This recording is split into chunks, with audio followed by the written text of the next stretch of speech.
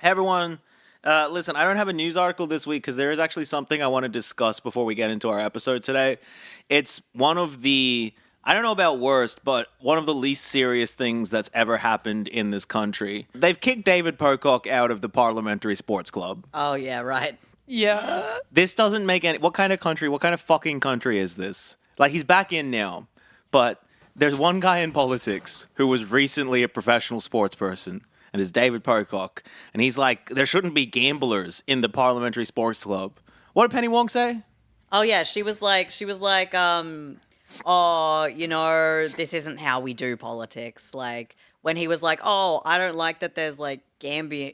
I don't like You've heard of gambling. NIMBYs and YIMBYs. What about Gambies? I don't like that there's gambling lobbyists that pay to join the Parliamentary League. I think it's kind of fucked that happens. And Penny's like, shut the fuck up, be an adult, don't tell the public. This is not how we do things. And it's like, listen, how are we going to have a chance of beating the United States or China or even New Zealand if we don't have, like, the one rugby player who's in Parliament who doesn't have CTE bad enough that he can't speak anymore? You know? Yeah. What are we going to do? Anyway, talking about giants, let's talk about Ned Kelly. Let's go.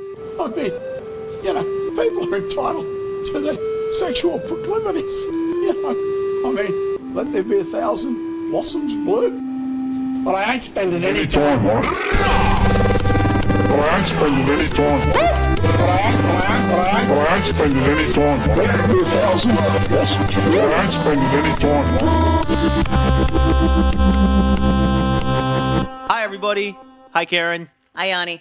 Hi, Casey. Hi, Yanni. Hi, Elle. Hi, Yanni. Hi, Beth. Hi, Annie. Karen. Hi, Casey. Hi, Kieran. Hi, Elle. Hi, Kieran. Hi, Beth. Hi, Annie. That was me this time. Perfect. All right, Casey. Hi, Elle. Hi, Casey. Hi, Beth. It's me, Casey. Hi, Karen. Legend. Hi, Beth. It's Elle. Oh, okay, hi. Hell yeah. Stunning stuff. Hell yeah, let's go. Bloody hell. Well, here we are. We've been doing this podcast for a little under a year now. Figured it's finally time for us to talk about, per Beth's suggestion, Ned fucking Kelly. Woo! Here we fucking go. It's the Ned Kelly episode. Before we get into a discussion on the Bushy Man, folks, tell us what your understanding of the Ned Kelly story is. Karen, what's up with Ned Kelly? Ned Kelly. He is a Irish-Australian guy. He's in the bush. He's got a gang. He's like, Kelly gang, Kelly gang, Kelly gang, Kelly gang. Gang. And he's got the boys. They're in the bush. They do robberies and stuff. They like, it's like an Australian Robin Hood. He steals from the rich and keeps it though, I guess. And he wears like a big metal suit. He's like Iron Man. He went into the bush instead of into that cave in like, the Middle East or whatever. Ned Kelly made this suit in the Australian bush. Exactly. He comes out and he's just like in this fucking like tin can shit. And he's just like going around to AC/DC, like, just like shooting fools and shit. That's Ned Kelly. Casey, is that what you understood?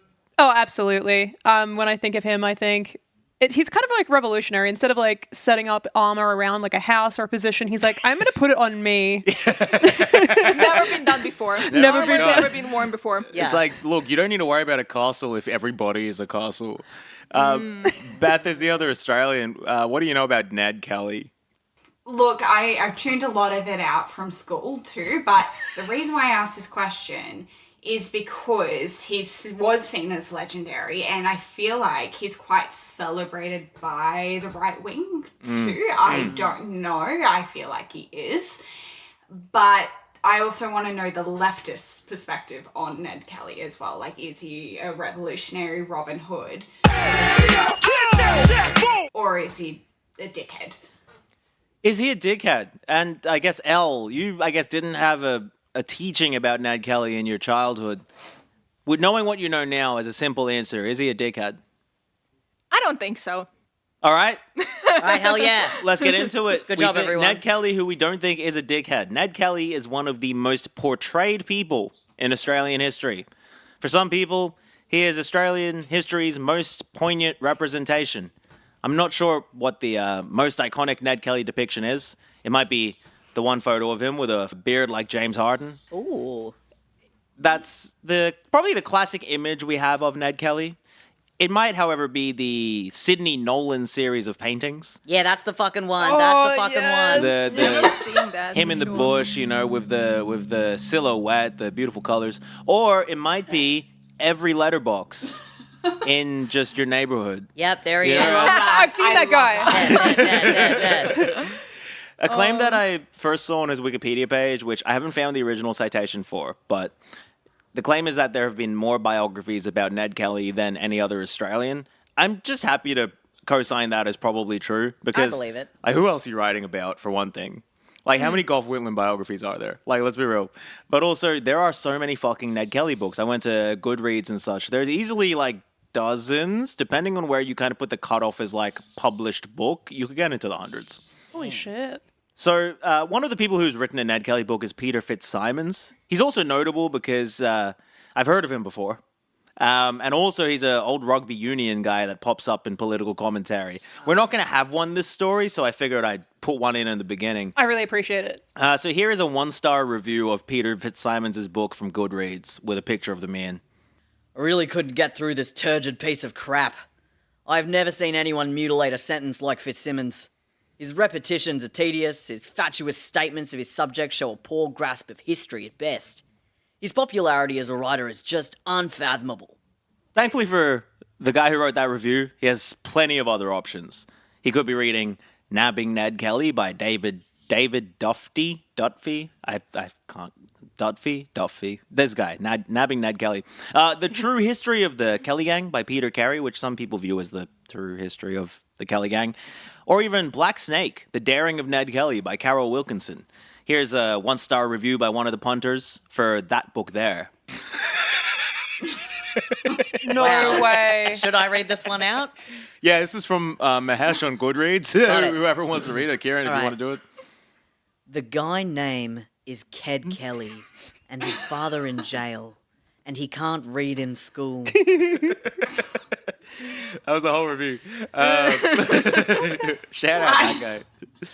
That's a big, we had to write a Goodreads review for class. I asked for a review. Yeah, absolutely. You heard about this guy, Ked? Yeah, his father in jail, and he can't read in school. Pretty crazy. It's pretty crazy.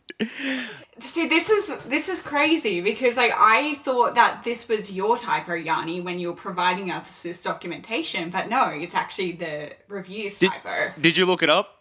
No, I you trusting now me? should I fact check? You can fact check if you'd like. It's from Mahesh for Black Snake, but that is a direct copy. I think the apostrophe in Kant was there, which is kind of intriguing, actually. But perhaps the most intriguing book about Ned Kelly that I learned about while putting this background together is A. Bertram Chandler, and that's not like a guy named Bertram Chandler, but someone named like A. Bertram Chandler. Kelly Country, A. Bertram Chandler's Kelly Country, where Ned Kelly wins the shootouts and then he has a full-scale revolution with the help of a time-traveling British scientist, but then he becomes King of Australia or something else despotic, and the Kellys become the rulers of Australia going forward. So that's Kelly Country by A. Bertram Chandler. There's a photo of A. Bertram Chandler over there as well. Why does the cover look like smut?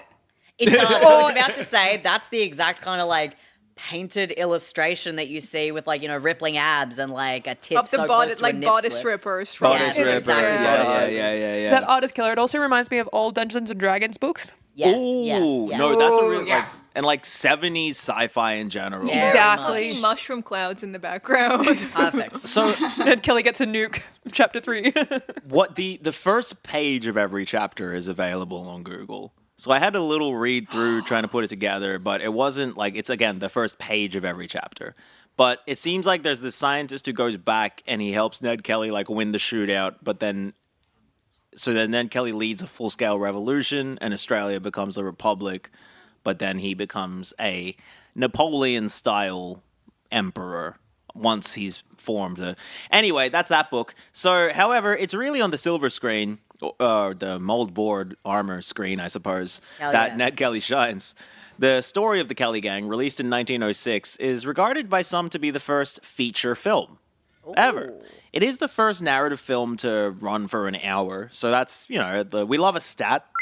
I need a stat drop where it's like. Anyway, first narrative film to run for an hour, and he's thought to have been played by somebody named Frank Mills. Here's a photo of him with the guns. Damn. He's so tough. They're so small. Yeah, they're real little guns. I kind of like how delicate that is. And also, yeah, no, man can't see shit through that. Like, look at that shit. So the armor that he's wearing in that photo is apparently the actual armor worn by one of the Kelly Gang during the shootout. That's Holy fucking crap. wild. Whoa. So, like, you can see how difficult that must have been, I suppose, to Yeah. do. But also, is it a revolutionary act to wear an upside-down KFC bucket on your head? KFC Santeria. Yes. Oh, absolutely. All right. But yeah, reasonably notable movies about Ned Kelly come out every decade or so, really. Like, a disclaimer. I'm going to tell you the names of Australian actors in this section that I have heard of, but I don't necessarily know who they are. Got it. So, if you know who they are, and I'm looking at the white people, Got it. please share with the audience their notability. So, the most recent big name Ned Kelly movie was The True History of the Kelly Gang movie, which came out in 2019. It had some guy named George Mackay playing Ned. George Mackay. Not for I me. can't help you. Oh, okay, good. There was also Nick Cave's son playing his brother, the Okay, I know of musician Nick Cave. Yeah. Yeah. And Russell Crowe playing his bushranger mentor. Oh, Russ. The old Russ. We don't need to speak about him. Yeah. Yeah. I get him mixed up with Russell Brand, so I was just like, oh, isn't that the guy that divorced Katy Perry before a concert? Yeah. Different Russell, but there's no good Russells. I guess. Russell Brand as Ned Kelly, Katy Perry as Queen Elizabeth. Make it happen. Make it happen. So, two Ned Kelly movies came out in 2003. One of them was a satire, written and directed and starring Abe Forsyth. I mean, that name sounds familiar, but I could not tell you who Abe is. All right, Yeah, cool. no. Some guy named Abe Forsyth. And then there was a big budget prestige movie starring Heath Ledger as Ned Kelly Classic. I love him. and Orlando Bloom as his best friend. Ooh. Cool. Classic. All right. All right. Yeah, there was, Like- that movie had a lot of. Do you want me to tell you the other people in that movie? Because there's a lot of big name actors, but I Yes. haven't written it down. All right, Heath Ledger, Ned Kelly. I'm going to Google. Let's go Google. I think Jeffrey Rush was in it. Oh, love a bit of damn. Jeffrey Rush. I think Chow Yun-Fat was in it. It's not Oh, true. No, that's not That's true. great. Naomi Watts, Joel Edgerton, Lawrence Kinlan, Philip Barantini. I don't know the rest of these people. That's fine. But yeah, Joel Edgerton, he's a name. Anyway, so famous weirdo Yahoo Serious dragged in Jane from The Office and Agent Smith from The Matrix to make Reckless Kelly, where one of Kelly's descendants becomes an American film star making movies about Ned Kelly or something like that. Damn. Do you all know Yahoo Serious? No. No. Oh, What Yahoo Serious is Reckless Kelly. there's someone to look up for you all when you get home. I should have put a picture of Yahoo Serious in here. I'm so sorry. For what it's worth, the actor John Jarratt, who you've mentioned, I think. No? John Jarratt. Yeah, who's John Jarratt? Who the fuck's John Jarratt? Oh, I thought that was like someone you knew. No. Oh, my best friend John Jarratt. Yeah, is this one of your friends? No, what I've been talking about is a ginger rat. I'd really like to see a ginger rat. He was, okay, so he was on Picnic and Hanging Rock, Oh shit. Okay. Summer seen that. City, The Odd Angry Shot, McLeod's Daughters, Okay. the Wolf Creek franchise. Oh, Hell yeah. yes. Oh, the guy from Wolf Creek. He plays Mick Taylor in Wolf Creek. So he played Ned John Kelly. Jarrett? John. Well, I said Jarratt. Come on. I don't think Jarrett's that different from Hang on a Jarratt. second. Are you joking? Hang on. Yeah, when you hang say on, it like hang that. on. Jarratt. Jarratt. I feel like Jarrett's fine. What? Like, you know, Yeah, like, John Jarrett. come on now. Come on now. Come on now. That Oh, can't- John Jarrett. Come on now. That's how the motherfucker's name is spelled. His name is, That's how the how motherfucker's you name is say, spelled. how you say Jean Jarret. Jean Jarret. Don't say it back like I said something insane. Jean Jarret. His name is Jean Jarret. Well- the nobleman Jean Jarret. Okay, so John fucking... John Jarrett. Yeah, what does John Jarrett do? Oh, he plays Mick Taylor in Wolf Creek. Shut the fuck up. He's also on Play School, right? John Jarrett. Oh, shit. Let me see if he's on Play School. Please, like, I think he's like the old dude who used to be in Play School. He was Inspector Morse. He was... Go all the way back. I don't see Play School here. Damn. You sure you don't mean Fields of Fire 3? Or maybe The Young Doctors? Anyway, but yeah, in The Last Outlaw, he played Ned Kelly. John Bell of the Bell Shakespeare Company, the guy that's named after, he played Ned Kelly in the 1960s in a TV show called Ballad for One Gun. Oh, yeah. But we're Yeah, going to round this section off with a Ned Kelly movie I'm genuinely surprised to have not heard of before. And that is the 1970 Ned Kelly, directed by director Tony Richardson, who I don't think you know, but starring, and if you could go to the next slide from here, Mick Jagger Mick Jagger. That's so metal. Mick Jagger. from the role. Okay, shut the fuck up. It's not my fault your accent's Mick been beaten Jagger? the fuck out of. All right, yes, Mick Jagger, for some reason, played Ned Kelly in the 1970 adaptation of Ned Kelly. Why the fuck did he do? Why the fuck did he do that? I don't know. Isn't it weird? What the fuck? It wasn't particularly well received, which is, I imagine, why you haven't heard of it. Yeah, but also that feels insane. Yeah. Why is Mick Jagger notable as a person? He's from the band The Rolling Stones, Right. who are a famous rock band. Yeah, I believe- know who the Rolling Stones Oh, he's are. from the Rolling... Is he from the Rolling Yes. Stones? Yeah, he's like Yeah. the main guy. He's He like allegedly has ancient. moves. He allegedly has moves. Right. They say he has moves. Oh, you mean the Maroon 5 song? Yes. Oh my god. Yeah, I was like, I didn't think he really had moves. Yeah, he's from a famous band from a while ago. Right. That's the main thing. So I think Mick Jagger, people are like, oh, Mick Jagger's real hot. So this is 1970s Well, Mick Jagger. what in the Amish is his beard? Yeah, it's very that. Yeah, that's what that is. Yeah. Ned wears it a lot better.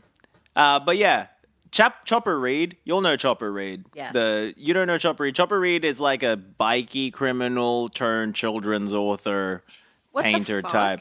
Just a guy in Australian history. We'll cover him one day. Yeah, he like bit someone's ear off. He Did did get bit by his ear No, you're bitten thinking off? of Vincent Van Gogh. I'm thinking of Vincent Van Gogh. No, Chopper Reed. He bit someone's ear off in prison. Why I is think. everybody biting off ears? What was he gonna bite off?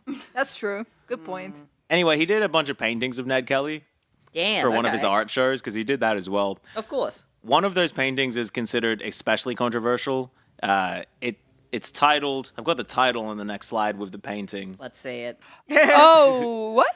All right, here we have, and in the style of a art presentation or perhaps an auctioneer.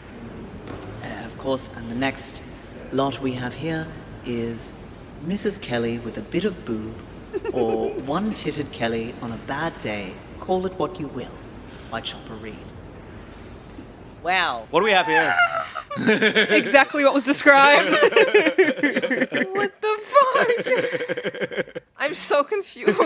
Now, this is an odd one to describe because, on one hand, I would love to be able to gauge what the shape of this is and perhaps describe it in a way that one could understand. Okay, let's start with a couple of different ones.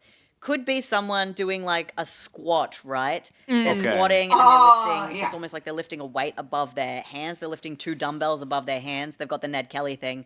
And like one leg that's squatting is like a tit with a nipple, and the other leg that's squatting is like an udder with like 4 teeth. Oh no. Now this could also look like, I guess, like a kind of like freak embryo that's like on the ground that has like Yeah. helicopter blades coming out of it. If that also makes sense, out of its back. Oh, it makes perfect sense. Yeah, but I think the green and blue background Very interesting. He's flipped those, and I wonder if that's a statement on how the world could really seem upside down these days. Yeah. Or maybe they hung this upside down. I don't know. It's also like the red line art paint. Looks like somebody just used tomato sauce out of a bottle. It's tomato sauce and mustard. I like it. I don't know why, but it's like giving like construction vehicle energy. Ew. Yes. Like someone was using this to dig a hole. Yes. Yeah, that is some like mining technology. Yeah. Yes. It's like a Yeah. combine. I guess Yeah. to describe it, it's yellow Ned Kelly wearing his iconic helmet, but also at the end of both of his hands, which he has up in the air, are also the visor from his iconic helmet. And he's got a boob and an udder. Do you want to hear what Chopper had to say about it? Yeah, please. All right, if you want to slide that. Oh my god. Get out of here. It relates to the fact that I think Kelly was a homosexual. I'm not really a fan of his. I'm tired of people calling me the modern day Ned Kelly. What? Were they? I think in the sense of Chopper Reed was like a criminal that people liked. And so Yes. people were like, oh, Right. like Ned Kelly, because this is Australia. Like, we don't. Oh, and he thought that Ned Kelly was gay, and he's like, "Oh, you calling me gay?" Yes, but also it's Chopper Reed, so everything he says is like, Yep, I'm a crack shot. I mean, he's dead. But anything he said was like 20 levels of bullshit irony. Like how, some of your relatives speak. Yeah. Whereas like nothing's like serious, but it's all, real fascist shit. And we love to see it. Plausible deniability, as it were. Ned was in the Sydney Olympic opening ceremony. He was on postage stamps. He was in a Borderlands video game, a Terry Pratchett novel, a million songs, a billion poems, and advertisements for Weetabix, not Weet-Bix, Bushell's tea, and Nurofen. In the Bushell's tea ad, he tries to drink the tea, but he's got his helmet on, so the tea spills down. Oh no, Ned! Oh, That appeals to my sensibilities. It's very Bushell's. It's very sensible. I believe in the Nurofen ad, it's like he's got a headache because of all the bullets hitting the helmet, so he has to take a Nurofen. But yeah, he's mostly, I would say, regarded positively, like you'll describe, though. Some more annoying people will call him a terrorist and shit like that. And some more quizzically annoying people accuse him of being a communist. Here is a picture from 1879, a year before Ned Kelly's death. The completely unrecognizable Ned Kelly is depicted in a really weird political cartoon. Right, now I'm... Right, so what I'm trying to work... Right, so the shapes are... So there's definitely at least two people in this picture. What the fuck is in the middle? What is that? Is that a woman? Like, what am I supposed to be seeing? What is that? Okay, so, yes, you've got two people there. That's Ned on the left, which is just complete nonsense. Like, that's apparently Ned Kelly. Also, that Chad jaw, though. That's a Chad. I mean, he's been mewing. On the right is radical Victorian Premier Graham Berry, who was regarded as very radical for the time. And in the middle is the Age newspaper, who is depicted as a young lady with at least 1 foot. And they are dancing around a flag that says communism and has a pirate skull on it. God damn it. The implication being that Ned Kelly, the Premier, and the Age newspaper are going to usher in an age of pirate communism to Also- Australia. Shirt idea. Yeah. Oh, that would be a crazy shirt, actually. Yes. That would be a crazy My shirt. question is, how did the public at the time figure out that was Ned Kelly? Like just few like through pure visuals. So I was having a little look at that question. There wouldn't have been many pictures of Ned Kelly that the Right. public would have been seeing. A lot of I think the iconic picture is sort of retrospective, the one of his beard and Yeah. such. That makes sense. No, but just in general too. So how would the question being like, would they? decided that? I don't think so. Other than perhaps the fact that there's not many other bush rangers, but I have to assume there was a caption which says, "In this cartoon, you can see depicted the bush ranger Ned Kelly, Edward." It or always whatever. came with labels. Exactly. Yeah. So because you can see the age is labeled. Like I'm surprised that his pants don't just say Ned Kelly on them. You know? I'll tell you what though. I had a look at Graham Barry, the premiere. Anyone seeing this cartoon would absolutely have recognized that as Graham Barry, the premiere. That's how that man dressed and looked. Amazing. I like his suit, and I like that his hat is so far forward. Yeah, he's forward. It's with like his hat. on his eyebrows. I appreciate that. It's almost He's like, falling you'll off. never see my hairline. He's having a little dance. So, Ned might be one of the few agreed upon Australians. It's like, yeah, Ned Kelly's Australian, if in the public Yeah. idea. And certainly one of the first Australians in a very tenuous modern definition. In the Heath Ledger movie, the police chasing him are constantly shown as uncomfortable. Their outfits are too hot, the heat and the dust is getting to them, the environment is attacking them. They start a bushfire at one point to smoke him out, which I believe is not a real thing that happened. It was invented for the movie. And their acquiescence with the destruction of the land shows that they don't belong, unlike Ned, who's comfortable and he's at peace and at home because he's native. This man belongs here. This Anyway. is his land. You know? It's because, yeah, that idea, the idea of the Australian that is actual, right? It's like, it might just be Ned Kelly. That might be the only person you're talking about that didn't, actively no, I'm joking. Anyway, in my research, I came across a couple of amazing quotes by Catherine Biber, who was like a lefty criminologist in Australia. The first one is, Here we go. And this one's about me, everybody. Violent white men are the backbone of Australian culture. Yes! I was referring to his poetry slamming before we started this, and it was very aggressive. Sorry, yes, of course. Violent white men are the backbone of Australian culture. do you have a jacket on now, Beth? Oh shit, Beth, you changed. Yes. You look so fucking I know, cool. yeah. Metamorphosis. I got cold. So now I look drippy. Couldn't be me. Drippy as hell. I'm drippy with sweat. Anyway, so this is obviously true. Violent white men are who we have to thank for all this gold mines and Gold Coast bullshit. Mm-hmm. And the story of Ned Kelly is a story of violence, top to bottom, which is true for much of the early colonial Australians and a lot of Australian men today. But Ned benefits from the Tupac principle of celebrity assassination. One more from Catherine. The hero's death absolves us from the responsibility for the type of troubling manhood he embodies. The hero dies before he fulfills his destabilizing potential for Australian masculinity. Death is a narrative solution for those men whose masculinity is unraveling. I mean, facts, yeah. You can't, Spitting straight facts. age and beat your wife and kids if Yeah, you die hey, at you either 26 or die whatever. as a hero or whatever. Live long enough to become Jay-Z. Yeah. So who the fuck is this dead guy, though? Well, to figure that out, we needed somebody who could treat this objectively to cover this for us. And thankfully, I will hand it over to my my prudish, naive village friend, Elle, for a little That's biography me. of the big, bushy, bearded man. So, Yep, that's me. One thing about me is I'm very non-partial about everything. As we know, I really don't have opinions about things ever. Yeah. Absolutely. Blank slate, no Famously hold no opinions. Elle is apolitical. Oh, I'm so apolitical. We call her apolitical. Whoa. Yeah. Whoa. Elle, you can take us on to the tale of Ned Kelly. Okay, so the precise date of Edward Kelly's birth is not known, but the year is supposedly between 1854 and 1855, and the location is the town of Beveridge on the outskirts of Melbourne.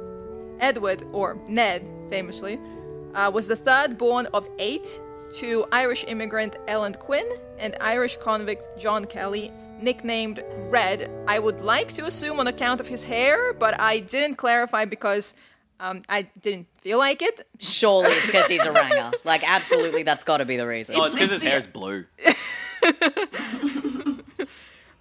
John Kelly had been convicted of stealing a pig, resulting in his transportation to Australia. Once married, the Kelly couple was able to eventually purchase the aforementioned Beveridge freehold with money earned through mining during the 1851 Victorian gold rush. All right. So they, dug on in and they got some property under their belt. They sure did. Hell yeah. John Kelly passed away 2 days after the Christmas of 1866 due to alcoholism, after a string of minor criminal convictions, and it was Ned who signed his death certificate. Damn. Yeah, you know what? And I imagine that probably most men died of alcoholism back then. The Kellys then moved to Greta in northeastern Victoria to be nearer to family, the Quinns. leasing a small farm at the nearby 11 Mile Creek. The land turned out too poor for farming, so Ned's mother offered accommodation to travelers and sold moonshine to accrue extra funds. Yes, queen. Now, there's a story from Ned's teenagehood that may not be true, but I think it's romantic to imagine it could be. Supposedly, young Ned had saved another boy from drowning and was awarded a green sash for it. He wore this sash under his infamous armor during his last stand at Glenrowan. The sash now remains in the museum, still stained in blood. Maybe just oral tradition, but maybe real. I like that. That's sick. What the fuck?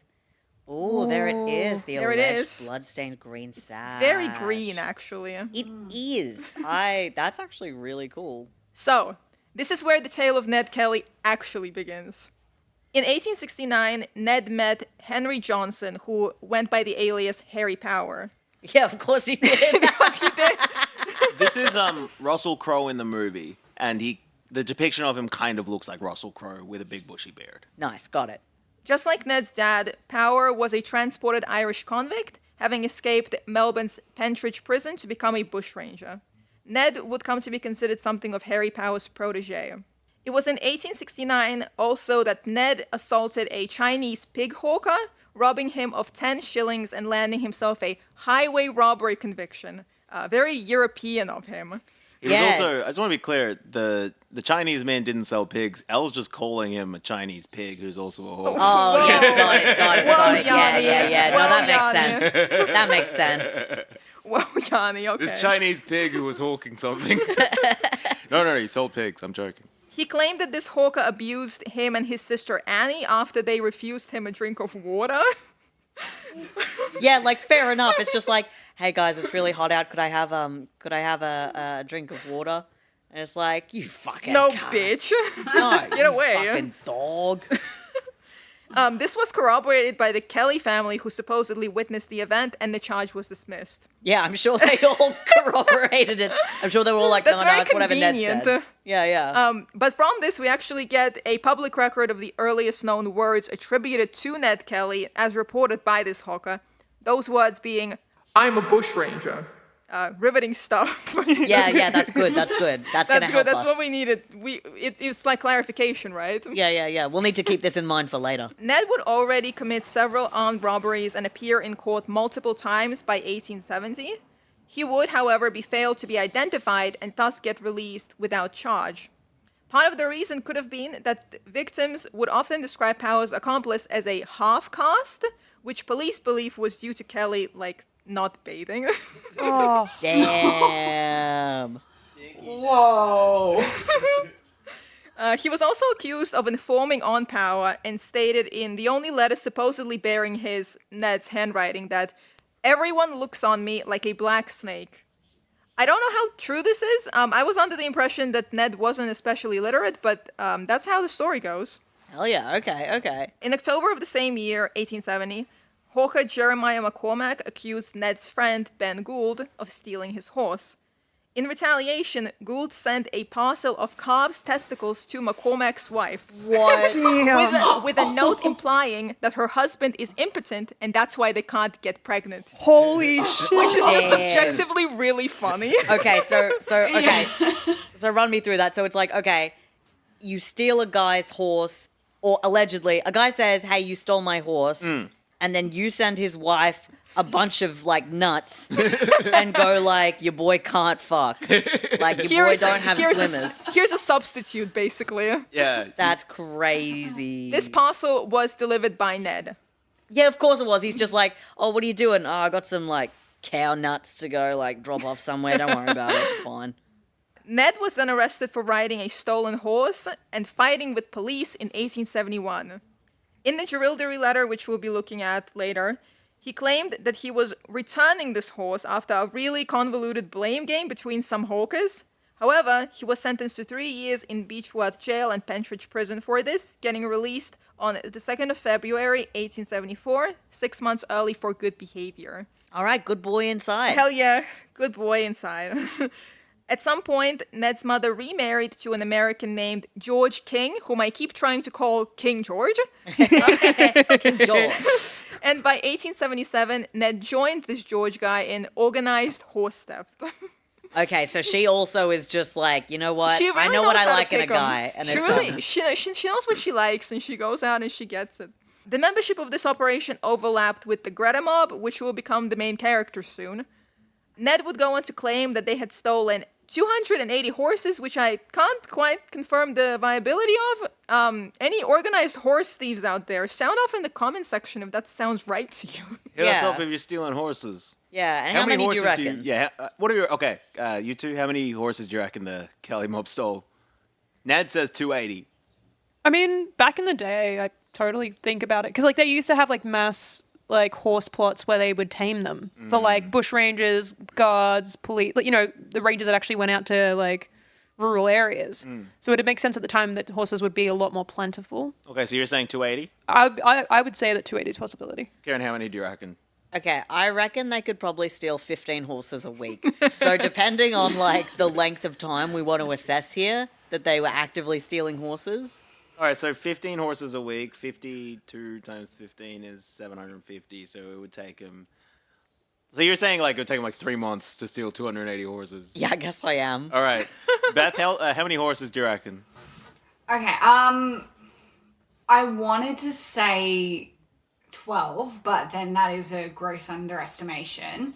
So I'm going to follow Kieran and say 12 horses in a week. Yeah, no, he sold 12 horses. One thing that is noted is that he was very good with horses. That is something that's pretty Yes. consistent in all the sources, that like Ned was legitimately like, I mean, he's huge as another thing. He's like 6'4", but he's like legitimately quite good with horses. Which is crazy for that time period. Like, Yeah. people just weren't that tall Yeah. back then. But then Right. he was just a freak. He was Damn. absolutely a freak. Like, he is like respected, perhaps younger than he should have been because of how big he He's is. just a big guy. Yeah, and horses respect him, I guess. They were just like, like- damn, I don't want to piss off this guy who's like as big as me. Yeah, Yeah. it's just like, God, I hope he doesn't ride me. I'm fucked. April of 1878 rolls around and Ned gets accused of assaulting a cop. Basically, he'd attempted to shoot Constable Fitzpatrick when he arrived at Greta to arrest Dan Kelly, Ned's younger brother, for horse theft. Fisticuffs ensued. As a result, Ned goes into hiding in the bush along with his brother Dan and Greta mob members Joe Byrne and Steve Hart. Oh, okay, so here we got Dan Kelly, Joe Byrne, Steve Hart, Ned Beefy. What? It's Ned Kelly. Yeah, I was like, Dave, you can't just be like, oh, and yeah, Ned Beefy. And you chose the name Beefy? Look how beefy he is. He's I mean, huge. he looks like he's ready for fisticuffs. He's like a boxer. and Clearly, shit. he was. Ned Clearly. also, out of the series of these men that we've got, Ned absolutely looks like the beardiest. Everybody else, like, Joe Byrne seems to have sideburns and a mustache going on. Dan Kelly, the younger brother, he's got, like, you know, side part. He's wearing his hat kind of, like, on the side, so I guess he's kind of like a cool kid. He's got his little suit on. Everybody's kind of suited, except for this picture of Ned Kelly where he just appears to be in his long johns and like some fucking like house shoes. Yeah, no, this is the gang. This is the gang. Yeah, the photo of Dan Kelly there, I think in the photo he's about 15, but when they go on the run, he's 17. Steve Hart's 19, Joe Byrne's 22, and Ned is 24. Nice. Excellent. I like this. Let's fucking go. Let's fucking go. The Wait, police. sorry. I'm so sorry to interrupt. Which- Is Steve? I'm so sorry. Is Steve wearing a little heel? Like, is that? Yes, Ooh. Is that a little he is. Ooh, Little cunty. heel. A cunty little heel. Cunty little heel. Get those kitten shoes on. Yes. Oh, someone's about to come in. Yeah, someone's about to. Oh, this is Shit, crazy. is it Steve? The ghost of Steve? Oh, shit. No, Beth, it's we're about to have Beefy. someone Oh, in. it's Beefy. Stop! Welcome. I Man, we're on the podcast. All right. The police were tipped off regarding the Greta mob's whereabouts in October of 1878. Sergeant Kennedy, along with Constables Lonigan, McIntyre, and Scalen, were sent after them, only to all get dispatched. Ned and gang justified this as self-defense. Lonigan... So we just fucking killed them all? Yes. whoa. That does seem to happen a lot in this story. Yeah, Yeah. it really does. There's a lot of murder. Lonigan specifically was shot and killed by Ned, who said that he did not begrudge the constable's death, calling him the meanest man that I had any account against. I respect it. I mean, so tragic. Yeah, What, yeah. what Oh, that's humanity really real come bad. to? really awful. We all bleed blue. Yep. Because the gang remained at large despite police appeals, they were officially outlawed on November 15th with a bounty of £2,000 over their heads. Ooh, do we know what that is in today's money? Nope. Yeah, like $18 million. Yeah, sure. I'll allow it. Ooh-wee. Those who apprehended the gang may therefore be allowed to kill them on sight, and anyone found providing them with any aid, shelter, or sustenance would likewise be prosecuted. Nevertheless, the Greta mob accrued an extensive network of sympathizers which helped them avoid detention. Hell yeah. Hell yeah. I mean, look, this is giving me a lot of like parallels to like Desi Freeman, which feels bizarre. So like, I mean, hey, go Kelly gang, Kelly gang, Kelly gang. Kelly gang, Kelly gang, Kelly gang, Kelly gang. By December of 1878, the gang was running low on funds, so they held up the Euroa branch of the National Bank of Australasia. Following this raid, several news outlets commented on the gang's efficiency compared to the ineptitude of the police. Standard. Yeah, hell yeah. I mean, they're just like, damn, these cops aren't shit. Several hostages also claimed that Ned and the boys were courteous and non-violent, but opinions regarding this were obviously split. It does. Ned, the other thing, so like he's good at riding horses, he's good at shooting, and very polite to women all the time. Yes. That is one of the Ned It was Kelly mentioned things. multiple times that whenever the Kelly gang would like hold up these places, they would always like, the female hostages would get like the house. Yeah. And then like the male hostages were just like in the barn. In the bar. I love this. Yeah, and they're always like letting women go if they Yeah, ask. and there was just a like, oh, there was a fine. story where Ned ended up returning a horse because it belonged to a young Yes. lady. Yeah. So they're like feminist kings apparently. They are. They're All men are feminist pigs. Feminist Steals- King Kelly gang. I love that. Steals a horse and it's just like, you know, maybe like looks at like a little necklace it's got and it's just like, this horse is the property of Mabel. And he's just like, no, I can't do it. Not to Mabel. Brings this horse back. You know, it's just like, hey, Mabel, you've got a good horse here. You take care of her, all right, girl? Mabel's like, what's your name? Don't worry about it. You're a good girl. It's Bye. Ked. It's Kelly. I'm Ked. Bye. Pertinent to our narrative though, the gang redistributed most of the netted cash and gold, worth some £2,260, so 17 million. So that's like Oh, 20. yeah. That's 21 million. Got it. Yeah, yeah. 21 million. To family and other sympathizers who, as we can surely imagine, were poor and working class folk. Of course. I mean, that just makes sense as well. Like, he's like, hey, thanks for the solid. Here's some cash. Exactly. In February of 1879, the gang once more held up the Royal Mail Hotel, this time in Drilldery. Familiar name. Very- While Dan and Hart do that, Ned and Byrne robbed the neighboring Bank of New South Wales. During this, Ned also found and burnt deeds, mortgages, and securities, saying, quote, "The bloody banks are crushing the life's blood out of the poor, struggling man." Yeah. He's just so cool. Man's right. This line I found while researching was pure poetry, I think. After lecturing the 30 or so hostages on police corruption and the justice system, Ned freed them. He just gave him a lesson. Yep. They just let him go. Hey That's guys, amazing. listen. This isn't your fault. This is because of them crooked cops. We're taking this money. You'll Get go. the fuck out. You'll get it. Get out of here, scamp. Get out of here. Don't forget what you've learnt today. We're frankly quite enamored We with are. this man. We are Oh, enamored yes. with this man. We have a shot of him on the next page. Oh. Look at him. God, That's our boy. Wait, with the samurai sword? Yep. Yeah, I don't know what that is. I just searched anime Ned Kelly and That's found that. incredible. What led you to searching anime Ned Kelly? Well, enamored kind of sounds like anime, so it was the first word that came. I just wanted like a cute picture What? of Ned Kelly, Anyway, and I was leading in with enamored. All right, fine. All right, fucking John Gerard ass. Oh, Jean Girard. Go on. Jean Girard. Jean Girard. For the next 17 months, the Greta mob goes into hiding. Meanwhile, the police monitor Byrne's mother's house in the Woolshed Valley near Beechworth, using the house of her neighbor and former Greta mob member Aaron Sherritt as a base of operations. Rad activities. Byrne's mother outs Sherrod as a spy, not sure how she found out, and the gang kills him by kidnapping local gardener Anton Wick and using him to lure Sherrod out of the house. Because the police were inside during this, the authorities were alerted to their presence. Look at him. Aaron Sherrod. Look at Wait, that why is hat. he wearing his hat like Oh that? my god. So that was apparently called like I don't remember what it's.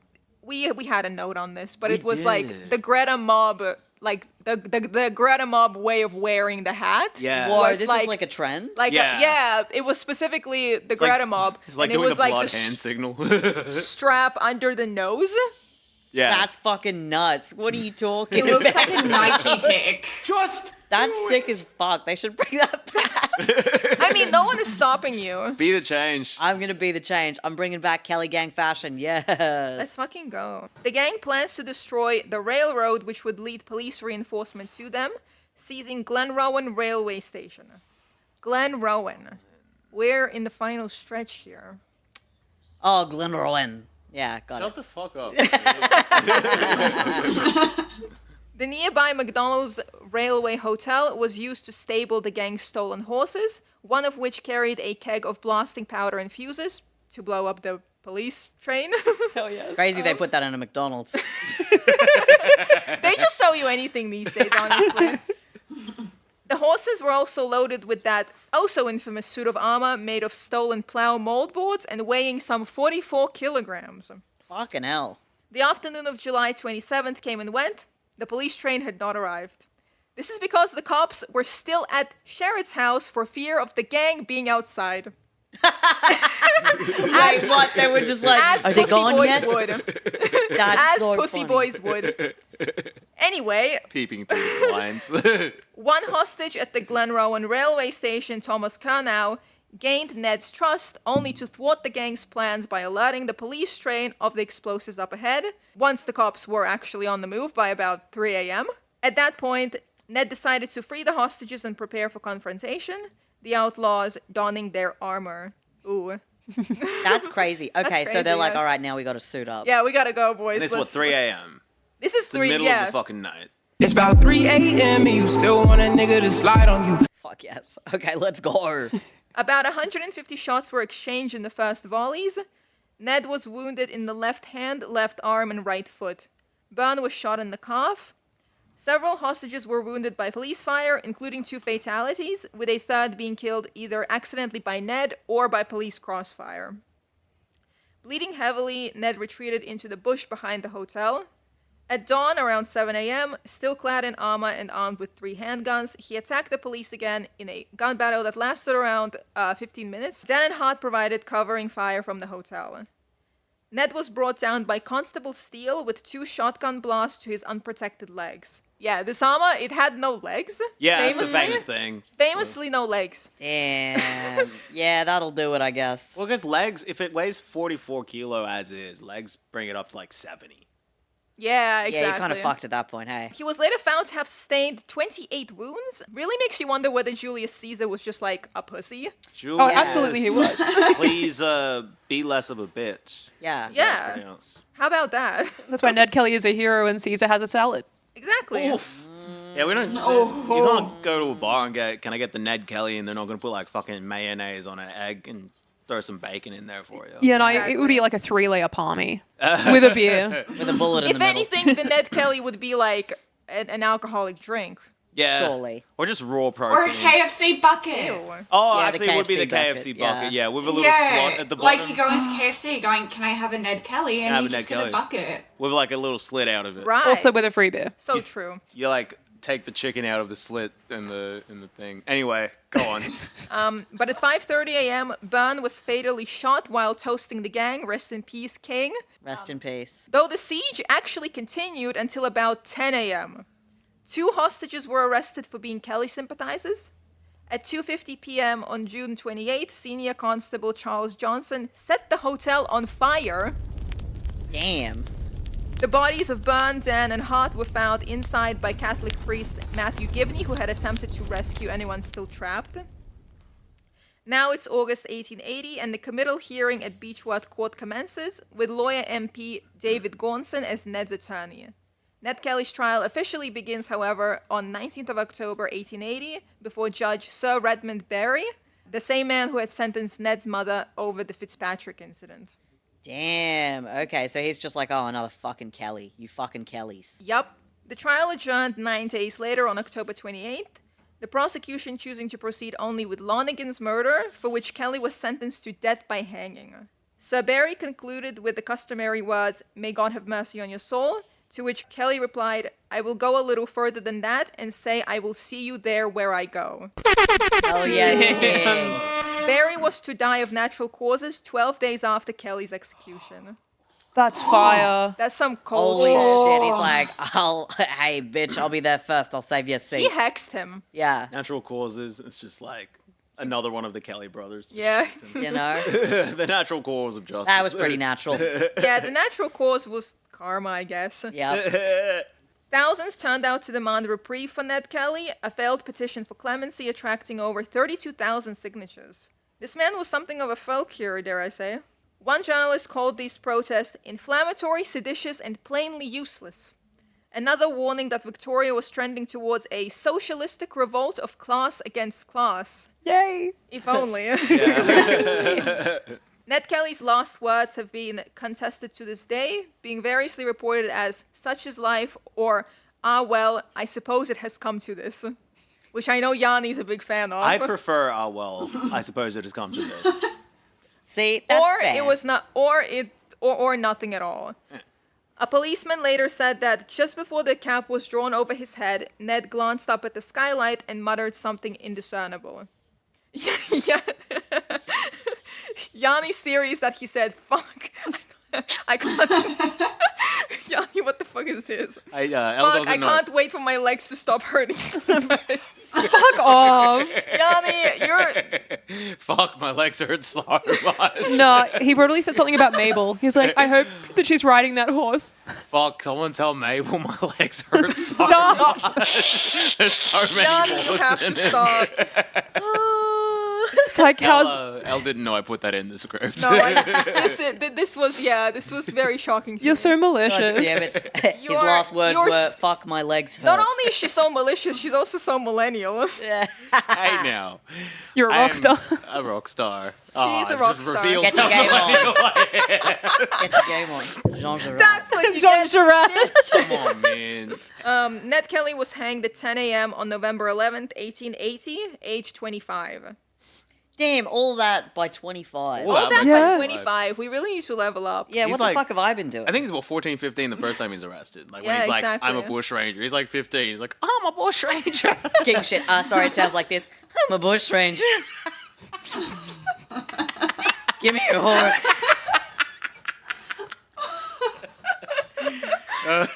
Sorry, The end, I milady. guess. Yeah, that's- is that how you end the story like that? The end. That's what I everybody. mean. It ended. He's dead. Well, I mean, that's Womp womp. that's episode 1 of our 2-part series on Ned Kelly. Oh, Alright. go on. No. Oh, okay. Okay, make me.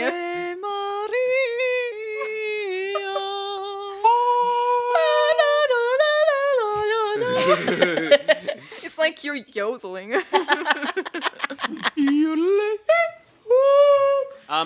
Let's fucking go. That's episode 1 of our Ned Kelly series. So we will be back next week. The 4 of us will be back in about 10 minutes. But we, as a podcast, will be back next week in your ears with part 2 of our Ned Kelly series, which we'll be talking mainly about the Geraldry letter, but also another thing, which will be a little bit of fun. Yeah. Yay. It's gonna be awesome, everybody. Until that time, so that'll be next week probably, please follow us on Patreon, patreon.com/shouldntacome. Just $5 a month will get you bonus episodes every once in a while. Yay. Which is, I think, as much as we can commit to, but we're working on that. We're getting some more, up there as we go. We're on youtube.com, youtube.com/@shouldntacome. You can email us, shouldntacome@gmail.com. Each of those times it's spelled SHOULDNTACOME, gmail.com. My album, the demo of my album is available on Bandcamp, yanniX.bandcamp.com, and my favorite actor is Jean Girard. Thank So you. everyone. beautiful. Let's Jean Girard. Jean Girard, Jean Girard. Jean Girard. the ginger rat. The ginger rat. Ginger rat. Until that time, which will be soon for us. Thanks for having us in your ears. I've been Yanni. I've been Kieran. I've also been Kieran, apparently. Nice. I've been Elle. Hi, I've been Beth. Yay. All right, and we'll send it out. Yes. This one's for you, Ned. This one's for you, Ned. Seems to me you lived your life like a candle in the wind. Never knowing who'd when the rain set in. Don't do my boy Beefy like that. He just does so much better. We'll have a little chat about what we think about Ned Kelly after we read the AKA letter next ep. Ked Beefy. Ked Beefy. All right. Bye, all.